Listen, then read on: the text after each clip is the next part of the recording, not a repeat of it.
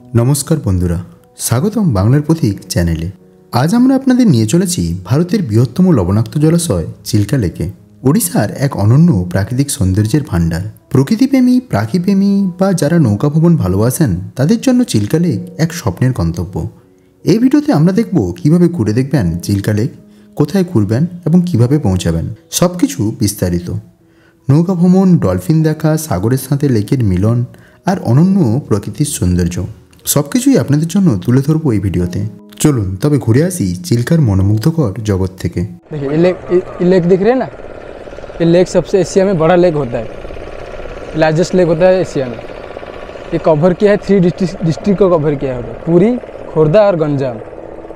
इसमें जो डॉल्फिन पाया जाता है उसका नाम होता है इरावाड़ी डॉल्फिन। वो साइज़ में बड़ा होता है, समुद्र के जैसे समुद्र का डॉल्फिन छोटा छोटा होता है, पूरा ऊपर कूद जाता है। ये ज़्यादा ऊपर नहीं कूद पाता, वो वजन के वजह से वो थोड़ा इतना ही आता है ज़्यादा। एक डॉल्फिन का वेट 1 क्विंटल 2 क्विंटल से ज़्यादा होता है, पूरा इतना बड़ा। ये बोर्ड दिख रहे हैं ना, बोर्ड का लकड़ी उससे भी ज़्यादा बड़ा। दिनेर शुरूतेई आमरा एलाम आज आलारनाथ टेम्पले। आलारनाथ टेम्पल सेटार एक अन्यतम प्रधान मंदिर। तो आमरा भेतरे जाबो, पुरो इतिहास आपनादेर तुले धरबो मंदिरेर, और एरपरे आमरा जाबो चिल्का। एक एक करे देखाच्छि सबकिछु, भिडियोर संगे थाकुन।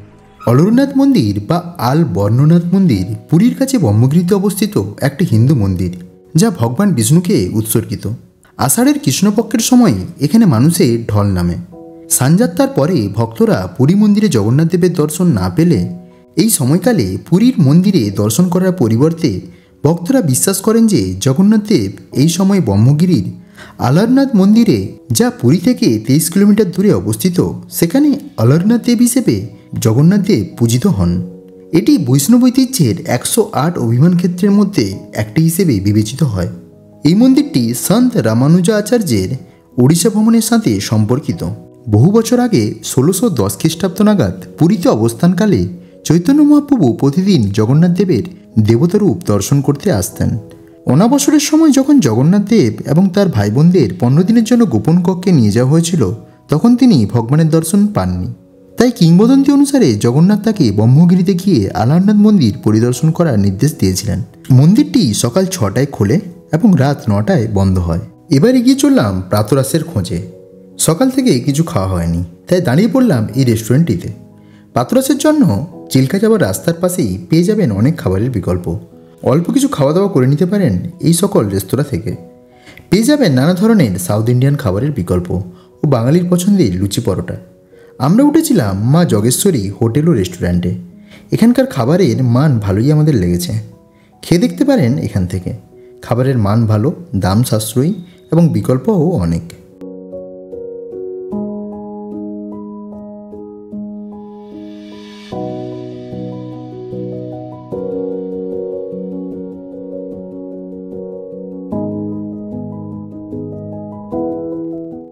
আলারনাথ মন্দির দেখে প্রাতরাশ ছেড়ে সানরূপের হাওয়া খেতে খেতে চিল্কা হ্রদের পার ধরে এগিয়ে চললাম 30 কিলোমিটার দূরে অবস্থিত সাতপাদা বোটিং পয়েন্টের দিকে।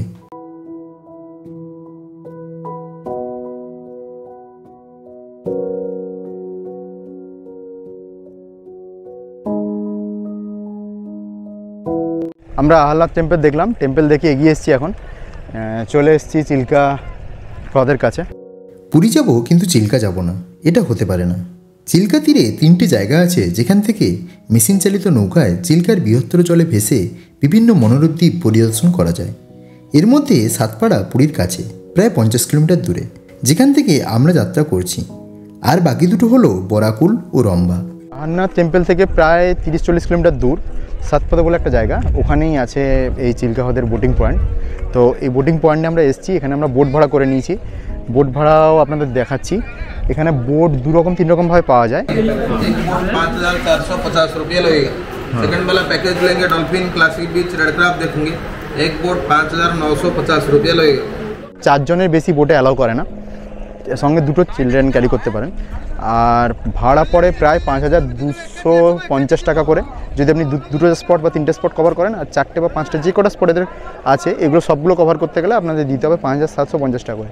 ডিসকাউন্ট অ্যাভেলেবেল আছে, তবে সব সময় হয় না, ওটা সিজন অফ সিজনের উপর ডিপেন্ড করে হয়। চলুন এবার আমরা বোটে চড়ে উঠে পড়বো। বোটে উঠে প্রত্যেকটা স্পট ঘুরে দেখবো আর আপনাদেরও সঙ্গে দেখাতে থাকবো। এখান থেকে আমরা পাখির খাবার নিয়ে নিলাম, ডলফিনের খাবারও পাওয়া যাচ্ছে। এগুলো ডলফিনের খাবার, এগুলো পাখির খাবার, 50 টাকা করে প্যাকেট। আপনারাও নিয়ে যেতে পারেন, যখন ডলফিন কাছে আসবে আপনি দিতে পারেন, বা পাখিদের অ্যাট্রাক্ট করার জন্য এগুলো ইউজ করতে পারেন। চিল্কা হ্রদ একটি ঈষৎ নোনা জলের উপহ্রদ, যা ভারতের পূর্ব উপকূলের ওড়িশার পুরী, খুর্দা ও গঞ্জাম জেলায় বিস্তৃত। এটি ভারতের তথা এশিয়ার বৃহত্তম উপকূলীয় লেগুন তথা উপহ্রদ, যা নিউ ক্যালোডিয়ান লেগুনের পরে বিশ্বের দ্বিতীয় বৃহত্তম উপকূলীয় লেগুন। 1981 সালে চিল্কা হ্রদ ভারতের প্রথম জলাভূমি হিসেবে রামসার সাইটের মর্যাদা লাভ করে। চিল্কা হ্রদের দৈর্ঘ্য 64 কিলোমিটার। এর আয়তন শুষ্ক ঋতুতে 900 বর্গ কিমি এবং আর্দ্র ঋতুতে 1165 বর্গ কিমি। ভার্গবী, দয়াসহ অনেকগুলি ছোট বড় নদী ও উপনদী চিল্কা হ্রদে পতিত হয়েছে। শীতের সময় চিল্কা হ্রদে ভারতীয় উপমহাদেশের সবথেকে বড় পরিযায়ী পাখিদের সমাবেশ ঘটে। হ্রদটির চারিদিকে আছে অনেক ছোট বড় গ্রাম ও শহর।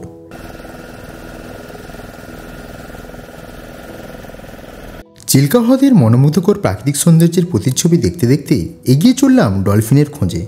সাতপাতা বোটিং পয়েন্ট থেকে ডলফিন পয়েন্ট অবধি পৌঁছতে সময় লাগবে প্রায় 30 থেকে 40 মিনিট। সবার চোখ ছোট ছোট ঢেউয়ের মধ্যে খুঁজে চলেছে ইরাবতী ডলফিনের।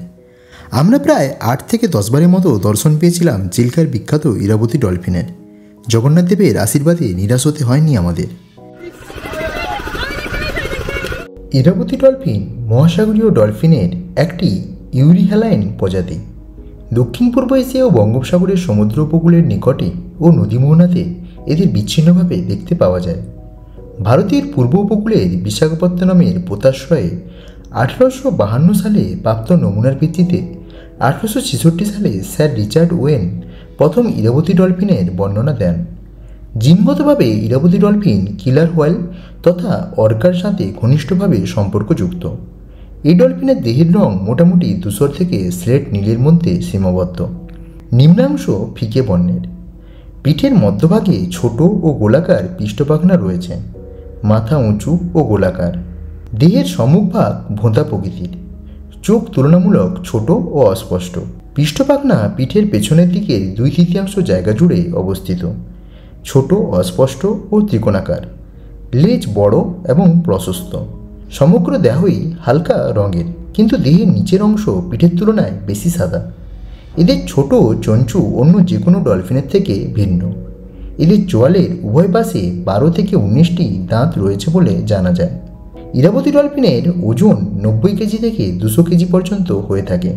পরিণত বয়সে এদের দৈর্ঘ্য 7.5 ফুট অবধি হয়ে থাকে। ধারণা করা হয় ইরাবতী ডলফিন 9 বছর বয়সে প্রজননের ক্ষমতা লাভ করে। গর্ভধারণকাল 14 মাস। জন্মের সময় দৈর্ঘ্য থাকে 3 থেকে 3.5 ফুট এবং ওজন থাকে 10 থেকে 15 কেজি। এদের জীবনকাল হয় 30 বছর। ইরাবতী ডলফিন একটি ধীর সাঁতারু। এদের সর্বোচ্চ সাঁতারের গতি ঘন্টায় 20 থেকে 25 কিমি। এখন পর্যন্ত পৃথিবীর 8টি দেশে ইরাবতী ডলফিনের অস্তিত্ব পাওয়া গেছে। ডলফিন থেকে এগিয়ে চললাম রেড ক্র্যাব আইল্যান্ডের দিকে। এসে পৌঁছলাম একটি নির্জন সমুদ্র সৈকতে। সৈকতটি লাল কাঁকড়ার আবাসস্থল এবং শত শত কাঁকড়ার দল সমুদ্রের ঢেউ এবং সমুদ্রের চারপাশে ঘুরে বেড়াচ্ছে। তবে তা দেখার জন্য আপনাকে নেমে জলের মধ্যে দিয়ে অনেকটা যেতে হবে। চাইলে বোটে বসেও দেখে নিতে পারেন। আমরা বোটে বসেই লাল কাঁকড়া দেখে নিয়েছিলাম। বোট চালক বলেছিলেন এর থেকে নাকি ক্যান্সারের ওষুধ তৈরি হয়। সমুদ্র সৈকতটি শান্ত তবে অপরিষ্কার। সমুদ্রের মোহনার কাছে চিল্কা হ্রদে আপনি এই দ্বীপটি দেখতে পাবেন। কিছু অসাধু বিক্রেতা আপনাকে ঝিনুক দেখাতে আসবে। সেখান থেকে তারা নানা রকমের মুক্তো ও পাথর বের করে আপনাকে কিনতে বলবে। সাবধান থাকবেন এদের থেকে। এবার এগিয়ে চললাম রাজহংসী দ্বীপের দিকে, যা আজকের আমাদের অন্যতম সেরা আকর্ষণ। এখনও অবধি পুরী কে কে গেছেন এই রাজহংসী দ্বীপে আমাদের কমেন্ট করে জানাতে ভুলবেন না। রাজহংসী দ্বীপ হল এশিয়ার দ্বিতীয় বৃহত্তম উপহ্রদ। চিল্কা হ্রদের একটি লুকোনো রত্ন।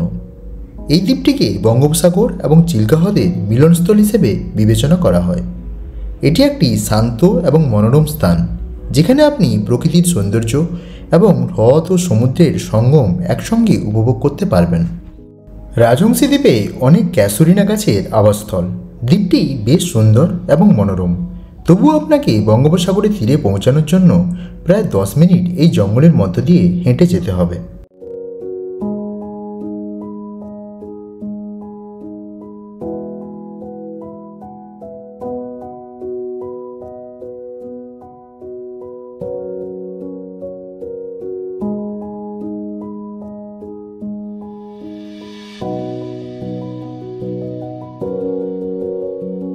রাজহংসী দ্বীপ হল একটি স্বর্গরাজ্য, যা তার মনোমুগ্ধকর প্রাকৃতিক মুগ্ধতা এবং প্রশান্তি দিয়ে আপনাকে মোহিত করবে।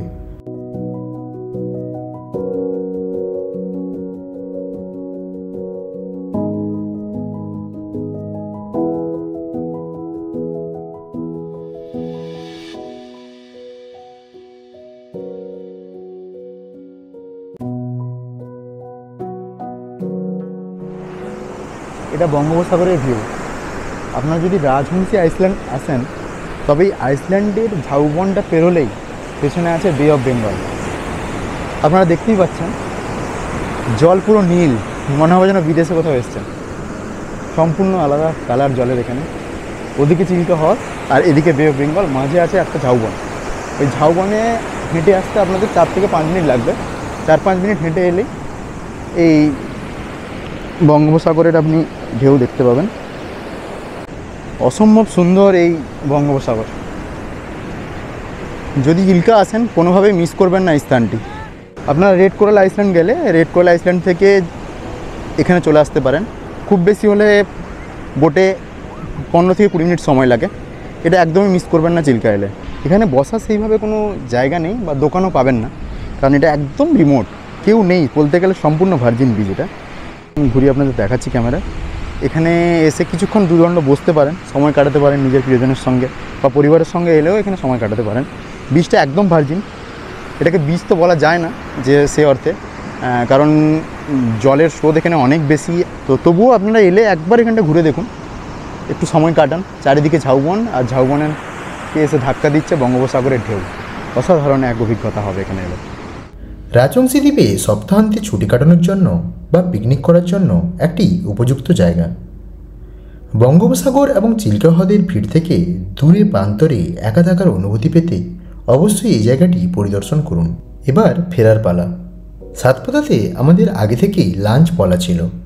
আপনারা যখন আসবেন, চিল্কা আসার আগে সাতপাতাতেই কোনো এক রেস্টুরেন্ট বা হোটেলে খাবারের অর্ডার দিয়ে আসতে ভুলবেন না। ওই দিন দুপুরে লাঞ্চ সেরেছিলাম সতপাড়ার এক জনপ্রিয় হোটেল জাগাতো জাগিতা এসি ফ্যামিলি রেস্টুরেন্টে, যেখানে আপনি পাবেন সিজনাল ফ্রেশ ফিশ, স্থানীয় নানা খাবারের স্পেশালিটি আর দারুণ স্বাদের সব খাবার এই হোটেলটিতে। সতপাড়ার হারবার বা বোটঘাটের একদম কাছাকাছি অবস্থিত এই হোটেলখানা। আমরা অর্ডার করেছিলাম সিজনাল চিংড়ি, কাঁকড়া, পাবদা ও আরও অনেক কিছু। এখানকার খাবার সবটাই লোকাল ও একদম টাটকা। তবে দাম অনুসারে মাছ, কাঁকড়া সবেরই সাইজ একটু ছোটো বলেই আমাদের মনে হয়েছে, আর প্রতিটি খাবারের মশলা অনেকটাই একই রকমের বলেও মনে হয়েছে। আপনারা যদি সতপাড়ায় ঘুরতে আসেন, নিঃসন্দেহে এই হোটেলে ট্রাই করে দেখতে পারেন একবার। ফ্রেশ ফুড, দারুণ পরিবেশ, তবে বাজেট আমাদের একটু বেশি বলেই মনে হয়েছে। ফেরার পথে দেখে নিন ডলফিন জাদুঘর। দুর্ভাগ্যবশত আমরা ওই দিন দেখতে পাইনি, কারণ বন্ধ ছিল এটি। চিল্কা লেক ভ্রমণের এই সুন্দর সফর এখানেই শেষ করছি। আশা করি আপনাদের ভালো লেগেছে এই ভ্রমণের অভিজ্ঞতা।